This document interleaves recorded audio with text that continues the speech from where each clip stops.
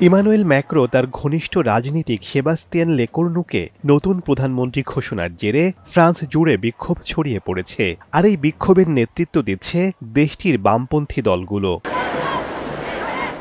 একজন বিক্ষোভকারী গণমাধ্যমকে বলেন, ম্যাক্রোন নিজের ঘনিষ্ঠ মিত্রকে প্রধানমন্ত্রী পদে নিয়োগের সিদ্ধান্তের মাধ্যমে জনগণের গালে চপেটাঘাত করা হয়েছে। তিনি আরও বলেন, তারা ক্লান্ত, তাদের পরিবর্তন প্রয়োজন। প্রেসিডেন্ট ম্যাক্রো আইনসভায় বামপন্থী কোনো মন্ত্রী নিয়োগ করেনি বলে ক্ষোভ জানান আরেক বিক্ষোভকারী। ফরাসি সংবিধান অনুযায়ী প্রধানমন্ত্রীকে মনোনীত করেন প্রেসিডেন্ট, কিন্তু আইন প্রণেতারা যে কোনো সময়ে তাকে প্রত্যাখ্যান করতে পারেন। সেক্ষেত্রে অনাস্থা প্রস্তাব আনতে হয়। এর আগে ফ্রান্সের সাবেক প্রধানমন্ত্রী ফ্রাঁসোয়া বাইরো পার্লামেন্টে এমপিদের আস্থা ভোটে হেরে যাওয়ায় পদত্যাগ করেন। বিশ্লেষকরা মনে করছেন, মূলত ম্যাক্রো সরকারের বিতর্কিত নীতির বিরুদ্ধে এই বিক্ষোভ। রুশ ইউক্রেন যুদ্ধ শুরুর পর থেকে ফ্রান্সের অর্থনৈতিক অবস্থা খুবই শোচনীয়।